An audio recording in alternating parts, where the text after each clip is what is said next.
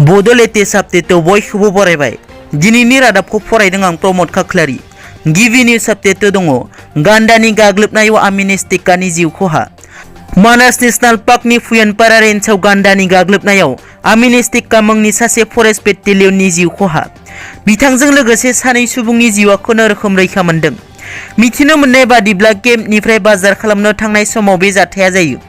बिथांनि न'आ भबानिपुर देकाप्रामनिमोन होनना मिथिनो मोननाय जादों। दुखुनांथाव खौराङा बेनोदि बिथां आमिनेस्टिकाया 3 दानल' जाबायमोन जुलि जानाया। नैथियाव दङ मुंख्लं मनेश्वर बसुमतारीनि मुसुखा बेखेवदों। जम्मु काश्मीरनि पुलवामायाव थांनाय 2019 मायथाइनि 14 फेब्रुआरियाव उदखारिनि गाग्लोबनायाव 98 नं CRPFनि जवान तामुलपुरनि कलबारिनि मनेश्वर बसुमतारीया मुंख्लं जादोंमोन। दिनै मेचनि सौर्य सान महरै कलबारि गोजौ फरायसालियाव मुंख्लं मनेश्वर बसुमतारीनि मुसुखा बेखेवनाय जायो। बे गोथार हाबाफारियाव तामुलपुर थानानि बिबानगिरि बनजित उजिर, कलबारि गोजौ फरायसालिनि गाहाय फोरोंगिरि महेश्वर शर्माजों लोगोसे मुंख्लं मनेश्वर बसुमतारी बिथांनि अनजालि बिसिजों लोगोसे नखरनि सोद्रोमा आरो ओनसोलनि रायजो राजाफोरा बाहागो लानानै मान बावदों। थामथियाव दङ बर'नि मुंदांखा लिरगिरि पद्मश्री कमेश्वर ब्रह्मनो गुरुदेव कालीचरण ब्रह्म बान्थाखौ फोसावबाय।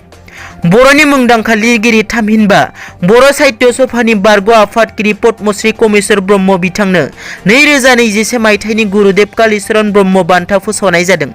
बे बान्थाखौ गुरुदेव कालीचरण ब्रह्म ट्रास्ट फारसेनिफ्राय बोसोरफ्रोमबो होनाय जायो। बे बान्थायाव बान्था मोनगिरि बिथांनो मान बिलाइ, आर'नाइ, इन्दिनि जोमग्रा जिजों लोगोसे 50,000 रां होनाय जायो। 18 एप्रिलाव गुवाहाटी मुलुगसोलोंसालियाव खुंफुंजानो गोनां गुरुदेव कालीचरण ब्रह्मनि 162थि जोनोम सानाव पद्मश्री कमेश्वर ब्रह्म बिथांनो बे बान्थाखौ होनाय जागोन। ब्रैथियाव दङ महाजोतनि गुमुर जथुमनाय, हर्स ट्रेडिं जानायनि सम्भावना। महाजोतनि गुमुर जथुमनाय AIUDF नि सा 18 MLA बिजाथिखौ आसामनि बाहेरायाव थिनहरनायनि थियारि।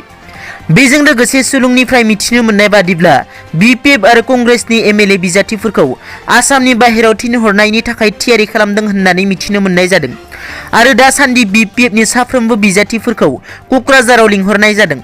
मख'नो गोनांदि हाग्रामा महिलारि बिथाङा BPF नि गासै बिजाथिफोरखौ लिंहरनानै मा सावरायगोन बेखौ समासो मिथिसिगोन।